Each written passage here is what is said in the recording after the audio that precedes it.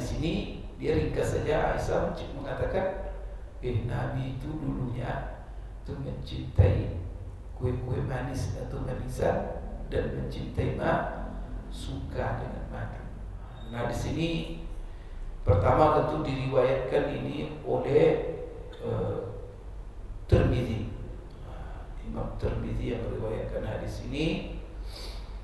Kemudian dengan sanadnya hadis ini juga diriwayatkan oleh Imam Bukhari dan juga terdapat di dalam Sahih Muslim.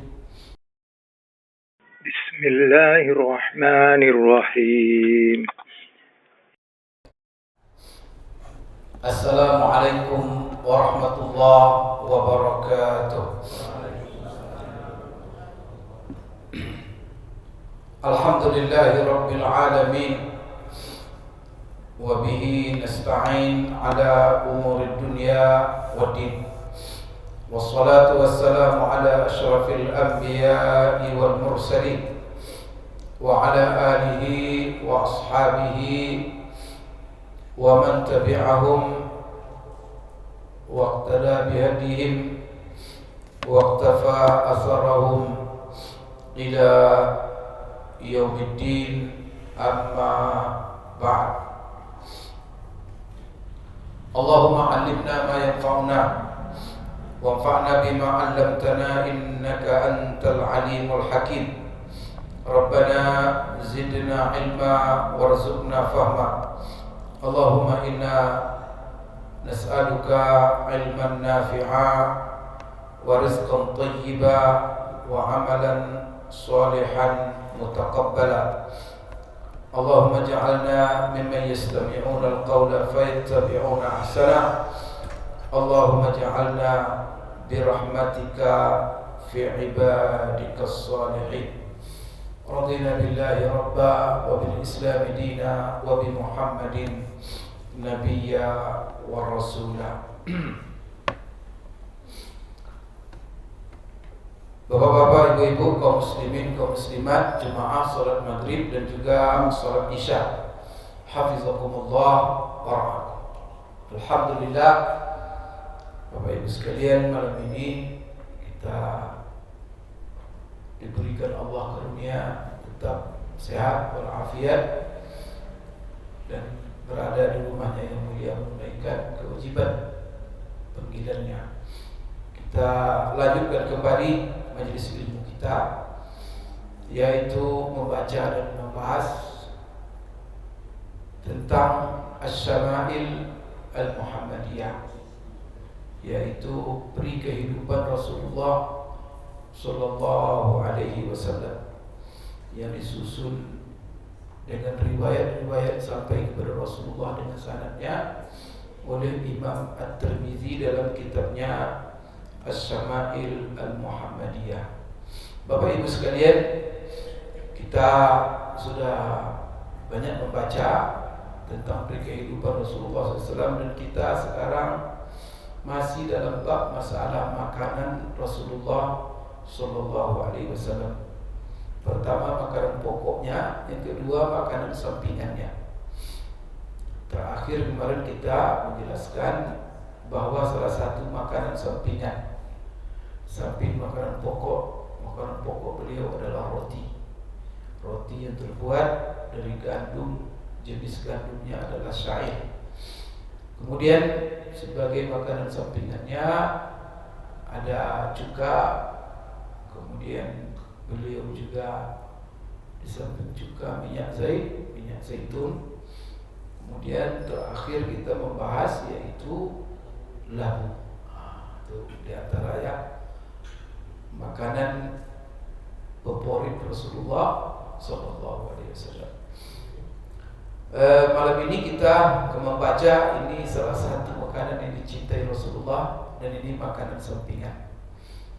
Kalau boleh kita katakan ini nutrisinya apa yang Rasulullah cintai, yaitu di dalam hadis An Aisyah radhiyallahu anha. Jadi Imam Tirmidzi mengatakan An Aisyah radhiyallahu anha dengan sanadnya tentu qalat Kana Nabi sallallahu alaihi wasallam yuhibbul halwa'a wal asala. Ini siapa yang menceritakan ini adalah hadis Aisyah. Kita tahu sendiri Aisyah ini adalah istri Rasulullah SAW dan istri yang sangat dan paling dicintainya, dan satu-satunya istrinya yang dinikahinya dia masih gadis, dan beliau adalah anak sahabat yang paling dekat dengan beliau, yaitu Abu Bakar Siddiq radhiyallahu anhu arda. Di Aisyah ini tentu dia yang paling tahu tentang kehidupan Rasulullah SAW, karena sehari-hari Rasulullah tidur dengan dia, dengan istrinya, min ummahatil mu'minin. Maka banyak sekali ilmu-ilmu dari Rasulullah SAW itu sampai kepada kita lewat Aisyah. Aisyah yang menyampaikan kepada kita. Maka beliau ini di samping ummahatul mu'minin, beliau ini adalah seorang wanita yang merupakan guru umat. Karena umat menerima ilmu dari beliau. Kalau kita melihat para ulama-ulama yang datang di baik generasi sahabat, tabi'in, generasi salaf, itu mereka itu kemana menginduk ilmunya? Ya salah satunya kepada Aisyah. Jadi dari sahabat itu yang banyak ulama mengambil ilmu dari mereka. Ya, di antaranya ya 5 sahabat. Siapa? Pertama 3 Abdullah ibnu Umar, Abdullah ibnu Abbas, Abdullah ibnu Mas'ud. Itu guru-guru umat semua itu. Terus siapa lagi di antaranya? Dia banyak. Itu Zaid bin Sabit. Di antaranya siapa? Kalau dari perempuan, banyak itu Aisyah. Ya, Aisyah ini menceritakan tentang Rasulullah SAW, dan ini perihal makanan yang disukai oleh Rasulullah SAW. Apa kata Aisyah? Qalat itu artinya berkata.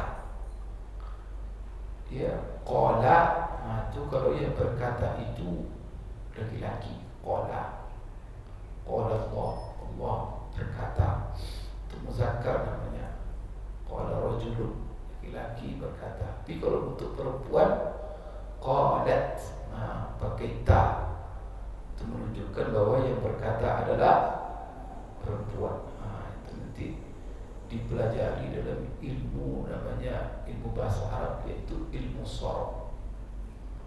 Jadi Aisyah qalat, Aisyah berkata, kana Nabi sallallahu alaihi wasallam, di kebiasaan Nabi itu, kata Aisyah, beliau yuhibbul halwa, beliau itu mencintai manisan, kue-kue manis. Jadi manis, dia manis. Wal asala, dan asal itu apa maknanya? Madu.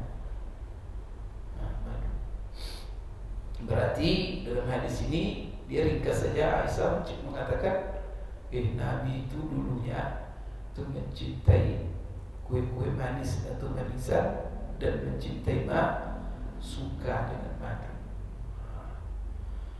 Baik, ini Bapak Ibu sekalian menunjukkan bahwa berarti salah satu makanan yang disukai Rasulullah SAW adalah manisan dan madu. Dalam hadis ini Imam Al-Khattabi, hadis ini pertama tentu diriwayatkan ini oleh Tirmidzi. Imam Tirmidzi yang meriwayatkan hadis ini. Kemudian dengan sanadnya hadis ini juga diriwayatkan oleh Imam Bukhari, dan juga terdapat di dalam Sahih Muslim. Berarti tidak diragukan lagi hadis ini adalah hadis yang sahih dari Rasulullah SAW. Jadi ini kedudukan hadis sahabat yang mendengar Aisyah. Isi hadisnya adalah bahwa Rasulullah mencintai manisan, kue manis dan juga madu, senang. Kemudian di sini hadis ini siapa yang mentakhrijnya, yang meriwayatkannya selain Imam Tirmizi adalah Imam Bukhari. Kalau dalam Sahih Bukhari bisa kita lihat dalam hadis 5431 nomornya. Kalau dalam Sahih Muslim yaitu hadis nomor 1474. Baik, berarti kalau Imam Bukhari sudah terdapat dalam Sahih Bukhari, Sahih Muslim, maka tak perlu kita lagi katakan hadis ini hadis sahih. Karena ulama sepakat seluruh hadis-hadis diriwayatkan Imam Bukhari dalam sahihnya itu adalah hadis sahih setelah diperiksa oleh para ulama. Baik, penjelasan hadis ini, salah satu di antara ulama yang menjelaskan hadis ini adalah Imam Al-Khattabi dan juga yang lainnya. Dia menjelaskan lam yakun hubbuhu sallallahu alaihi wasallam laha ada makna kasrati tashahhi laha wa shiddati niza'in nafsi ilaiha wa innama kana yanalu minha idza uhdirat ilaihi nailan salihan fayu'lamu bidzalika annaha tu'jibuhu. Nah, ini. Tapi sebelum itu kita jelaskan, maka di sini ada kata-kata al-halwa. Di orang Arab itu permen-permen manis itu namanya halwa. Jadi kalau hari raya nanti anak-anak datang ke kita kan minta permen, minta halawa katanya. Ini kalau bapak pergi umroh nanti kalau ketemu anak-anak halawa atau dia minta kue manis atau permen. Jadi yang manis itu namanya halawa. Termasuk di sini al-halwa. Kemudian dia Bapak Ibu sekalian, biasanya manisan ini ada hubungan dengan madu. Apa hubungan dengan madu? Karena halwa ini lebih kepada makanan manis tetapi sudah diolah oleh tangan manusia. Nah, diolah. Salah satu bahan campurannya adalah madu. Maka di sini disebut halwa wal asal, madunya disebut. Berarti kalau halwa dia lebih umum. Kenapa? Karena di situ ada madu dan ada bahan-bahan lainnya. Maka mungkin dari macam-macam. Ada dari buah-buahan, nanti dicampur, ada unsur tepung, ada unsur macam-macam, sehingga dicampur dengan manisan menjadi halwa. Wal asal. Kemudian di sini ada asal. Asal ini adalah madu. Bapak Ibu sekalian, berarti di sini dikatakan bahwa menyertai kata-kata halwa dengan madu. Kalau madu itu lebih khusus, kalau halwa itu umum. Namun kedua-duanya apa? Berarti Rasulullah SAW mencintai, menyenangi makanan-makanan yang ada manisan dan madu secara khusus. Baik, Imam Khattabi juga dia mengatakan halwa itu dinamakan dia halwa, itu tidak dia dinamakan halwa kecuali apabila itu merupakan olahan tangan manusia.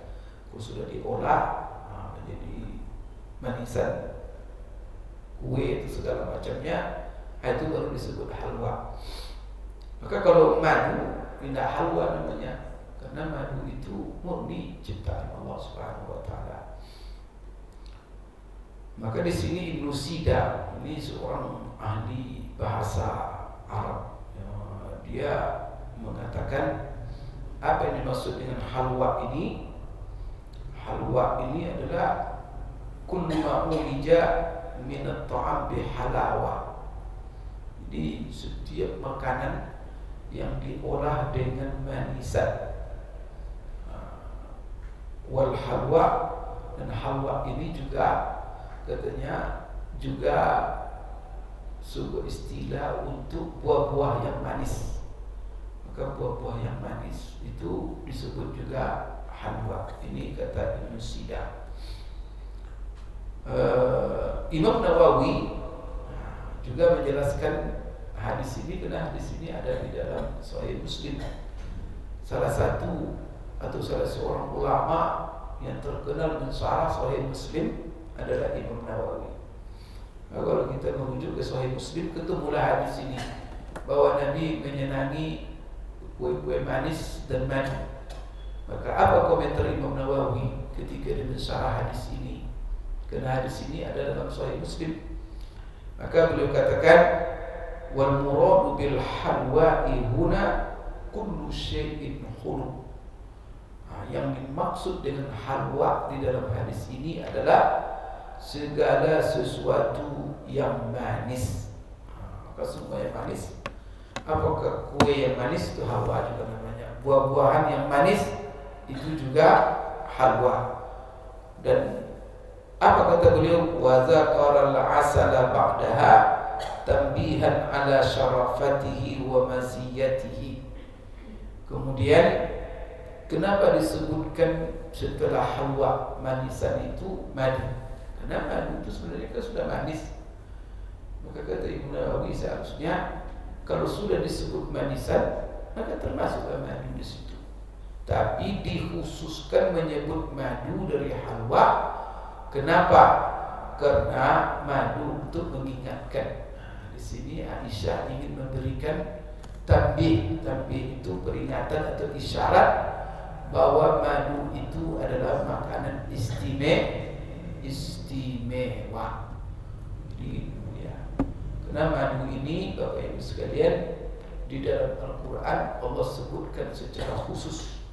Karena madu ini itu kan hasil dari lembah. Maka di dalam Al-Quran Allah mengatakan, wa auha rabbuka ila nahli anittakhidhi minal jibali buyuta wa minas syajari wa mimma ya'rishun thumma kuli min kulli thamarat fasluki subula rabbiki dhulula yakhruj min butuniha syarabun mukhtalifun alwanu fihi shifaa'un linnas. Itu ayatnya. Inna fi dzalika la ayatan liqaumin yatafakkarun. Maka Tuhanmu telah memerintahkan kepada lebah supaya lebah itu menjadikan bukit-bukit, pohon-pohon, kemudian gua-gua sebagai tempat rumah mereka. Jadi di mana lebah itu? Di bukit-bukit, di pohon-pohon. Itu apa katakan dalam Quran itu? Siapa yang mengilhami atau menyuruh lebah itu supaya mengambil rumah di sana? Bapak Ibu adalah Allah. Maka Allah katakan wa auha rabbuka. Saya menunjukkan kepada lebah itu supaya dibangun rumah di pohon-pohon tinggi, di bukit-bukit, di gunung. Siapa? Wa auha rabbuka, Tuhan. Kemudian Allah perintahkan lebah itu, summa kuli, hai lebah, makan oleh kamu. Itu perintah Allah itu. Maka itu lebah itu hamba Allah yang menuruti perintah. Summa kuli min kulli samarat.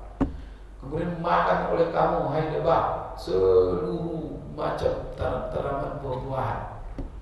Summa kuli min kulli samarat. Fasluki subula rabbiki dzulula. Kemudian ya, lewati oleh kamu jalan-jalan yang telah Allah mudahkan untuk kamu. Di sini ada ajaib, Bapak Ibu sekalian. Saya diceritakan orang yang menernak. Di sini ada peternak lebah. Ada di sini Bapak-bapak. Saya diceritakan ajib gitu. Maka ini kebenaran firman Allah, fasluki subula rabbiki dzulula. Maka lewati oleh kamu jalan-jalan yang telah Allah tentukan, Allah mudahkan untuk kamu. Jadi lebah itu, kalau dia sudah punya rumah, itu dia tidak kemana pun dia pergi jauh, tak akan pernah menyasar. Itu luar biasa itu. Jadi dia gayanya sudah dibekali apa namanya itu, GPS. Jadi jangan boleh bangga sekarang manusia teknologi GPS. Sebelum itu lebah. Itu dia katakan. Kenapa Allah katakan fasluki subula rabbiki dzulula? Fasluki itu lewati oleh kamu. Perintah kepada siapa? Fasluki itu kepada lebah. Subula, jalan-jalan Tuhan yang telah Allah mudahkan untukmu. Jadi apa?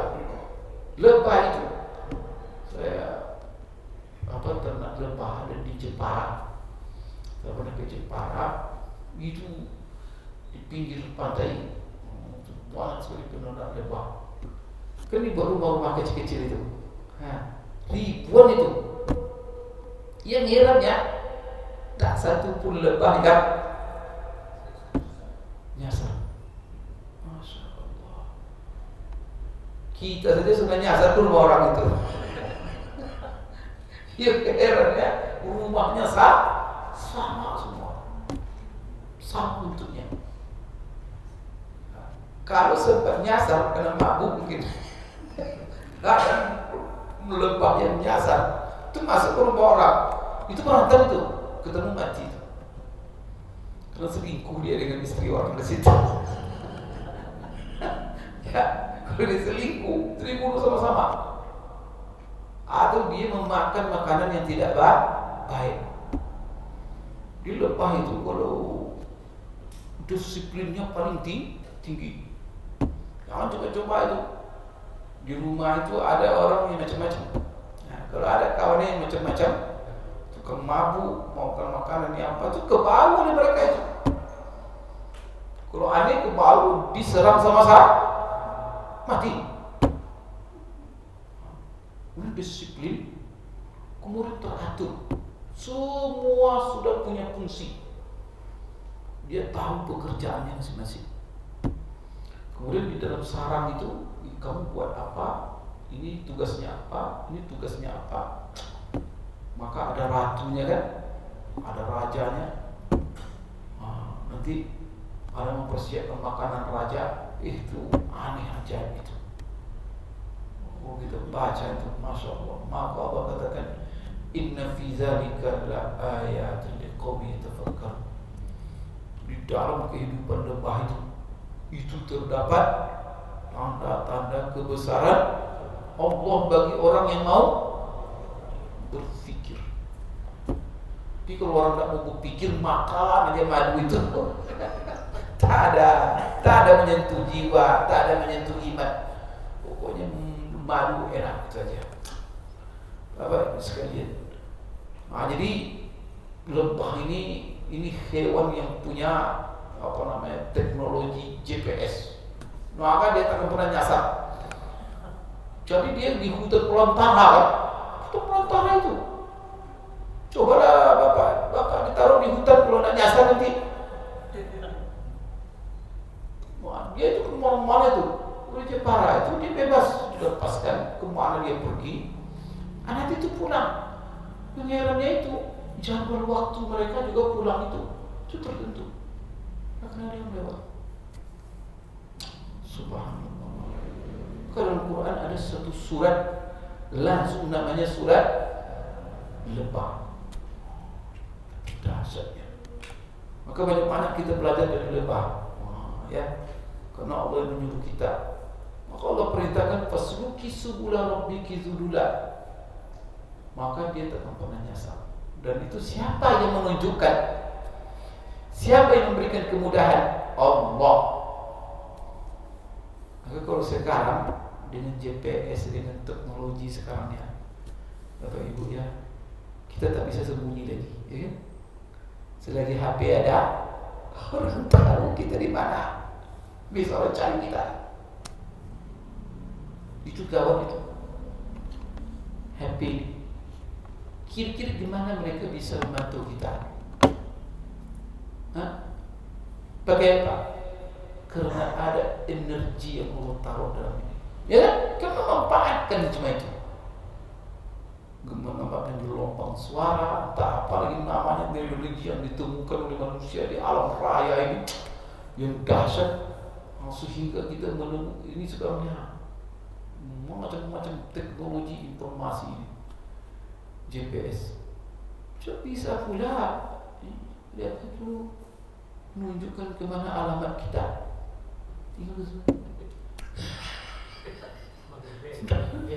Dulu kita sebelum ada ini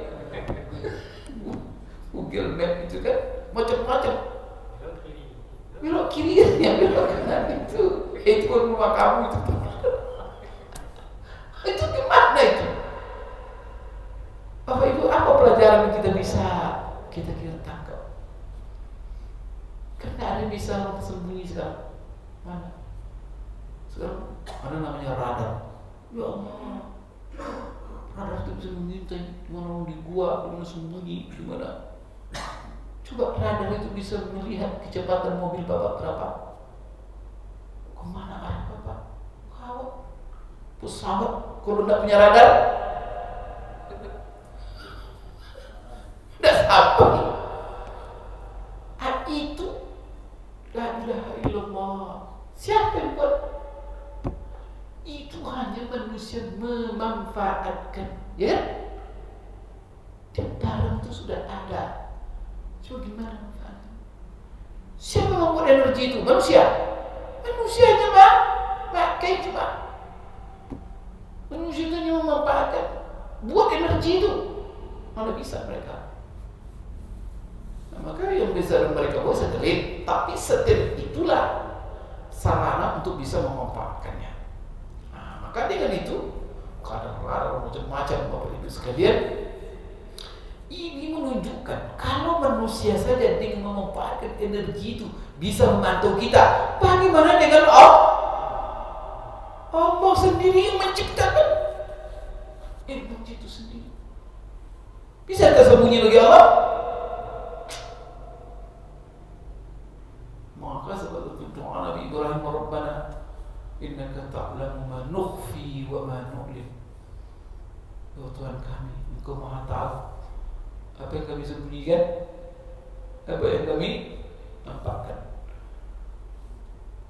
Wa ma yakhfa 'ala Allahi syai'un fil ardi wa la fis sama'. Tak satu pun yang tersembunyi bagi Allah, baik di langit. Memang dahsyat.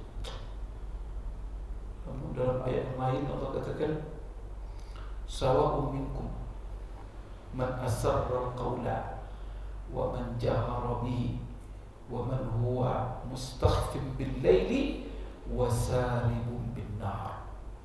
Coba Allah bantu semua kita. Sawa'un minkum, siapapun kamu. Ingat itu kata Allah. Di antara kamu ada yang berbisik-bisik. Man asarra al-qawla, bicara bisik-bisik. Ada yang bicara dengan keras. Semuanya Allah Maha tahu. Wa man huwa mustakhfin bil laili, ada yang sembunyi di tengah malam, gelap-gelap, tidak tahu Allah. Wa man huwa saribun bin nahar, yang berkeliaran di siang, yang bersembunyi di malam, berkeliaran, itu Allah tahu semuanya. Karena ada manusia saja bisa membantu jutaan manusia, maka bagaimana Allah? La ilaha illallah. Catat dan terekam semuanya. Yang heran itu radar-radar itu merekam, Pak. Saya ke Australia kan, tak ada nih polisi dan lintas. Sana kan ada polisi dan lintas di jalan. Tapi rambu-rambu ada, tak boleh berhenti, tak boleh kecepat lewat 60. Coba dah, kan ada polisi tu. Coba dah lewat 60 detik. Langsung surat tilang tiba di rumah. Surat tilang, polisi tak ada. Tiba surat tilang itu. Maka di sana mereka tu disiplin taat. Kalau 60 sedikit pun mereka tak mau. Kerana nanti lewat kena tilang. Nanti di sana jarak tu tilang pula. Sekali tilang $100. 5 kali tilang habis gajinya. Itu mereka tu disiplin. Di sini kalau ada radar itu dia mencuri. Hilang radar. Polisi bingung. Kenapa tak terekam? Rupanya radarnya diambil. Miskin. Jadi di sana tahu di sini jalan, tapi semua tercatat. Saya bayangkan manusia yang lemah ini bisa seperti itu. Gimana dengan Allah yang menciptakan manusia itu sendiri, yang menciptakan energi yang dimanfaatkan oleh manusia itu sendiri. La ilaha illallah. Hati-hati kita berbuat. Coba kata Allah. Semua Allah tahu. Di samping itu kata Allah, Allah Maha tahu. Apa kata Allah? Lahu mu'aqibatun min baini yadayhi. Kami titipkan pula yang mengintip kalian. Dititip oleh Allah. Makhluk siapa? Malaikat. Semua kita ini dikawal oleh malaikat. Berapa jumlahnya itu? Setiap kita ini 8 malaikat. Masyaallah, 8. Berarti ini dalam masjid ini sudah berapa malaikat ini? 8 malaikat yang bergiliran mengawal kita. Itu dalam tafsir ayat itu. Coba dalam tafsir ayat itu. Lahu mu'aqibatun min baini yadayhi wa min khalfihi. Jadi ada yang mengawal kita. Mengawal kita yadayhi dari depan, kemudian dari belakang. Kemudian ada lagi yang mengawal dari kiri kanan. Kalau depan belakang itu keselamatan, kiri kanan mencatat. Mana ada rakib, ada nanti begitu tafsir ayat itu. Maka mereka itu yang bertugas di belakang itu yahfazunahu min amrillah, yaitu menjaga kita atas perintah Allah. Maka jangan takutlah pergi ke masjid nanti digigit anjing atau apa. Pokoknya kita tidak akan mati kecuali ajal datang. Kalau ajal datang, ya udah mati, memang ajal sudah. Kalau Bapak Ibu selama kita belum ajal datang, kita dijaga udah. Di Allah tahu semuanya. Setelah itu Allah titip pula. Itu gimana itu dasarnya? Pengawasan terhadap kita. Itu gimana kita bisa dari? Gimana kita tidak akan hati-hati? Tapi dengan begitu kata Allah, berubah manusia itu tidak. Kadang-kadang tak berubah, tergantung pada manusia itu. Maka Allah katakan, innallaha la yughayyiru ma biqaumin hatta yughayyiru ma bi anfusihim. Itu ayat itu, sambungan ayat itu. Wa idza aradallahu biqaumin su'an fala maraddalah. Tapi kalau Allah menginginkan mencelakakannya, tak satu pun yang bisa menghalang. Masya Allah, itu ayat itu saya kita baca ayat itu berhenti saya. Apalagi ayat tentang lembah tadi itu. Maka Allah tunjukkan jalan untuk dia. Dan jalan itu tak meleset itu. Zulula itu apa? Allah yang menunjukkan jalan itu untuk dia. Maka dia akan sidang. Gimana jalan itu? Tidak ada aspal kan? Rambu-rambunya gimana itu kira-kira? Dia tahu rumahnya. Apa kira-kira itu. Kalau kita ini kan jalan kita ada aspal, ada rambu-rambu, sedangkan itu sudah ada rambu nih, nama jalan, nomor jalan apa, kadang-kadang nyasar juga kan. Nah, kalau lebah itu kira apa itu? Dan tidak ada sih. Setiap lebah rumahnya. Sejalan sekali kenapa itu? Tempat-tempat apa peternakan lebah yang bunganya itu. Di Jepara tuh, sekali di Thailand. Coba bagaimana keajaiban lebah itu yang diceritakan oleh saya pernah ke Thailand itu, ke Bangkok, situ ada tuh peternakan lebah itu, madu. Itu kan kita diberi penjelasan tentang macam-macam madu itu, warnanya macam-macam, kemudian nutrisi yang terkandung di madu itu macam-macam pula. Kemudian seluruh yang ada di sarang itu ada namanya madu, ada ini. Ada makanan untuk ratunya, ada makanan untuk pengawal-pengawalnya, macam-macam lah. Menarik itu cerita lebah itu Bapak Ibu sekalian. Jadi yang kita menjadi apa kita ini di sini adalah ayat Al-Qur'an yakhruju min butuniha. Dari perutnya Allah keluarkan syarabun, minuman yang diminum manusia, dikonsumsi manusia, yang mana yang keluar itu lebahnya modelnya sama, tapi yang keluar macam-macam warna. Masya Allah,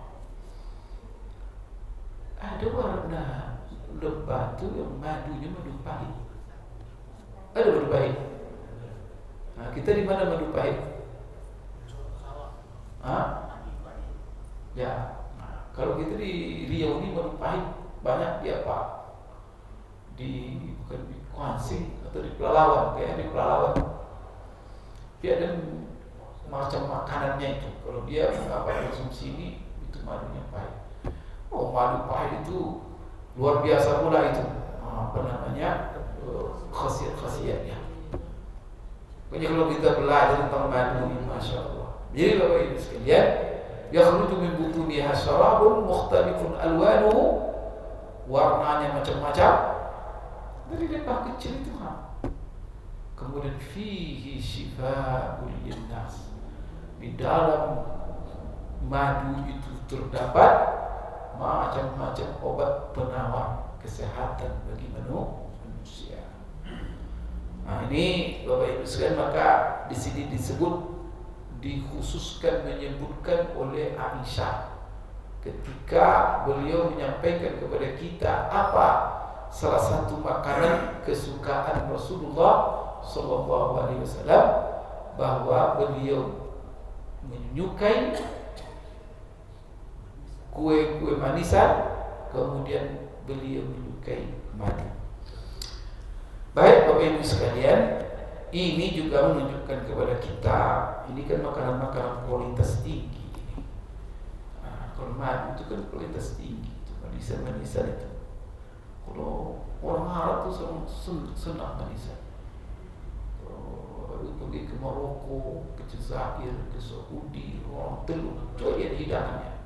Di samping hidangan makanan pasti ada manisan. Di antaranya adalah madu. Nah, manisan. Nah, kalau sekarang di manisan ini kalau terlalu banyak nanti kena penyakit gula, kolesterol. Jadi katanya sebenarnya kita harus seimbang.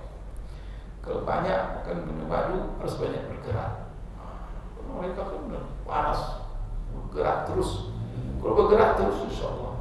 Tapi kalau banyak manisan-manisan itu duduk aja, pakai AC lagi, cepat mati. Tak ada keringat, tak ada numpuk dia.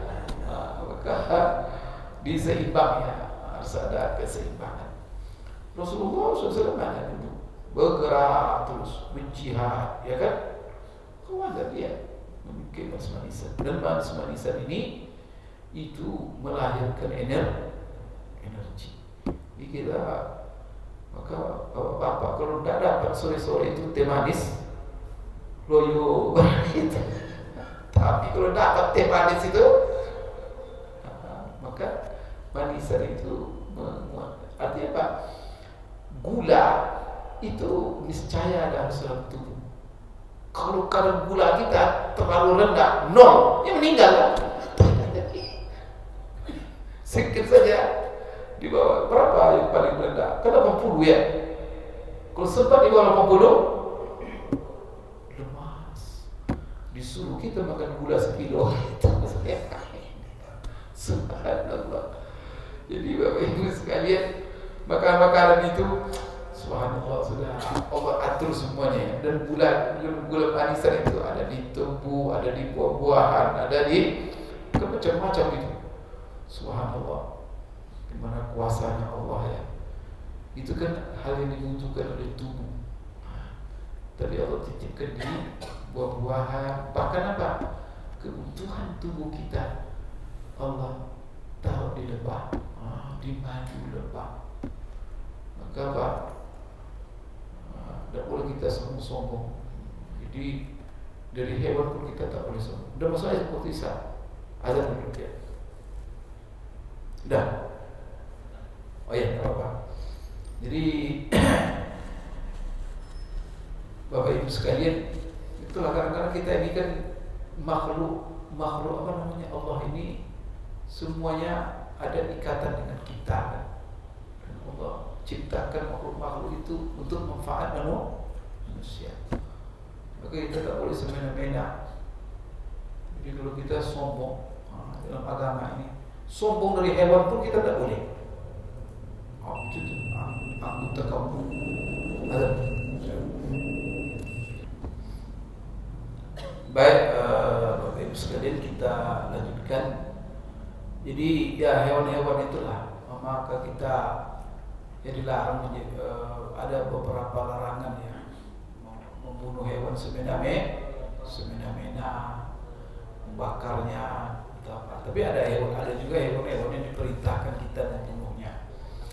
Tapi di sini yang penting Bapak Ibu sekalian adalah masalah madu ini.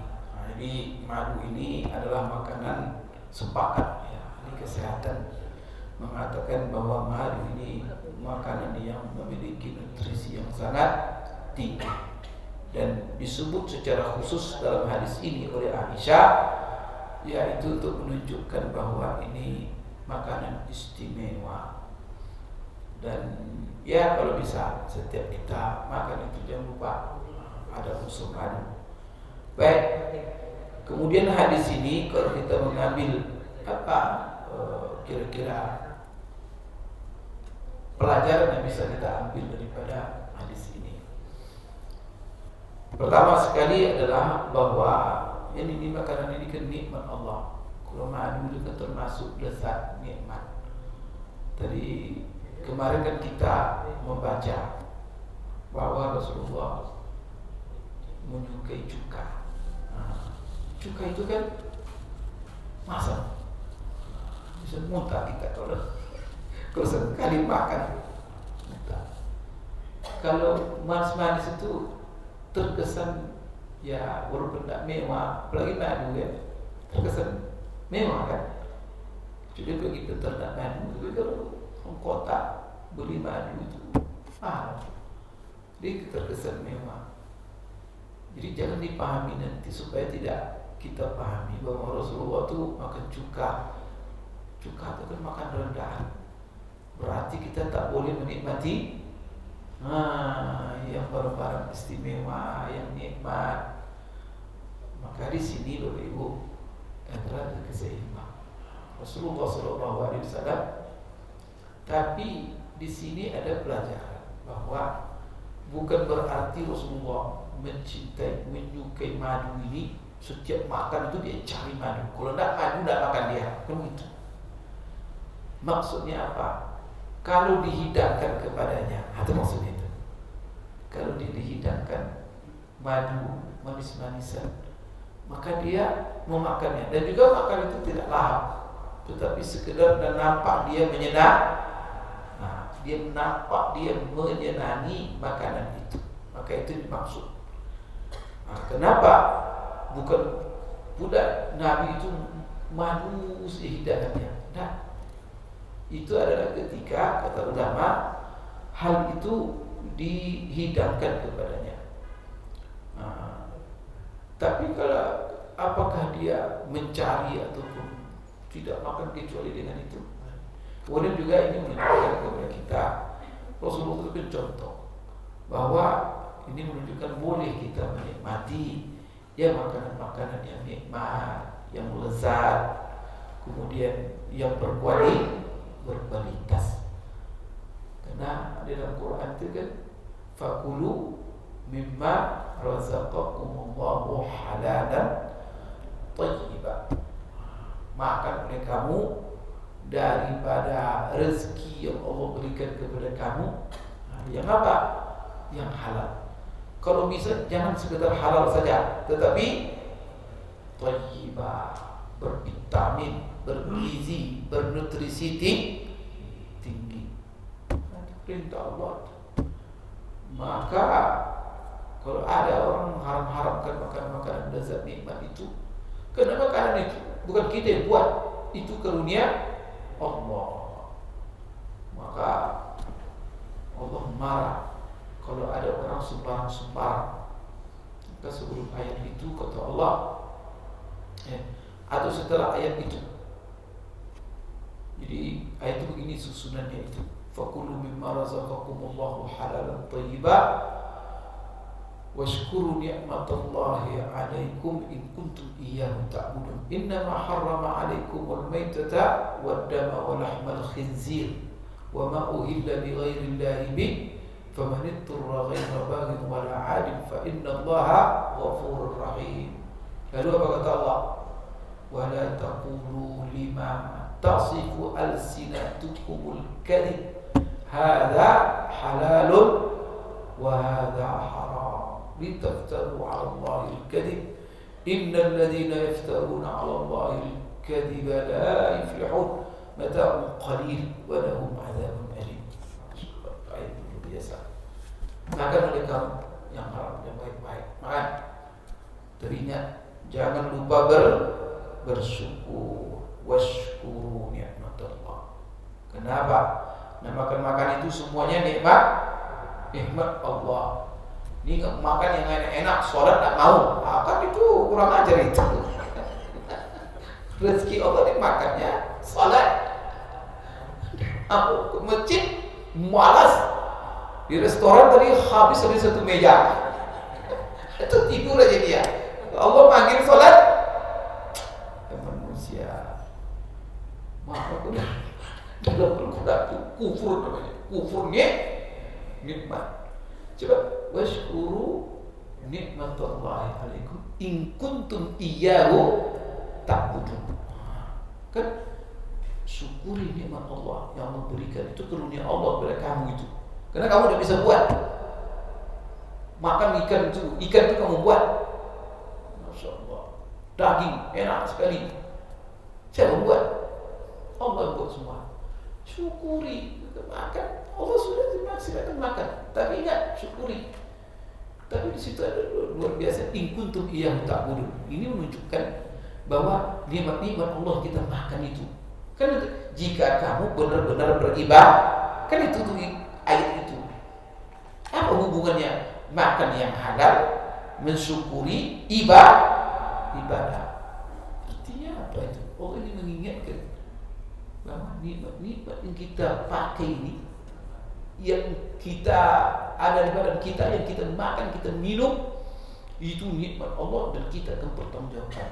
Maksud Allah memberi nikmat-nikmat itu semuanya kepada kita supaya kita gunakan untuk ibadah. Kaki tak ada pabrik kaki di Pekanbaru. Allah buat tu, tak ada pabrik kaki dunia. Nah, itu apa Allah beri kaki itu? Supaya bawa ke masjid, bawa berdiri sholat, bukan untuk gejo-gejo. Astagfirullahaladzim.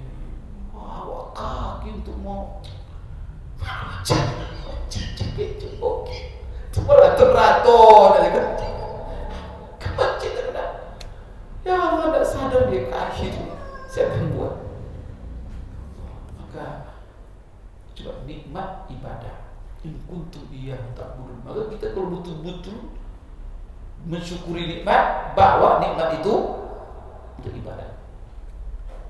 Maka salah satu syukur yang paling hebat, bagaimana mensyukuri, tingkat tertinggi dalam mensyukur nikmat Allah, semua nikmatnya itu untuk ibadah. Makanya enak-enak supaya khusyuk sholat nanti, supaya badan sehat terus prima untuk bisa beribadah kepada Allah, memberi manfaat kepada sesama, supaya menyebarkan kebaikan di mana-mana. Itu gunanya. Setelah itu apa kata Allah? Kemudian yang Allah haramkan kepada kamu dikit cuma. Innama harrama alaikumul maitata. Allah haramkan cuma sama kamu apa? Bangkai, darah, daging babi, kan apa itu. Itu pun kalau kamu terpaksa, kalau kamu terpaksa, coba sayang Allah ke kita. Pembandit turun berasa tidak berapa itu. Tapi kalau kamu silakan. Aku menambah pesan. Ingat ya, jangan kalian sembarang halal dan mengharamkan. Maka jangan kalian sampai mengatakan dengan lidah kalian hal-hal yang bohong. Hadza halal, ini halal, ini haram. Ini larangan Allah. Tak boleh kita sembarang mengatakan halal haram. Maka kaedahnya yang berhak secara mutlak menghalalkan sesuatu, mengharamkan sesuatu, itu hanya mutlak hak Allah. Karena Allah, siapa yang diancam, siapa yang mengada-ngada barang itu, barang halal itu dibilangnya haram. Itu nanti apa? La yuflihun, mata'un qalil wa lahum azabun alim. Mereka akan mendapat siksa yang sangat pedih. Insyaallah kita sambung nanti sekalian. Setelah hadis ini, Rasulullah menyukai sate.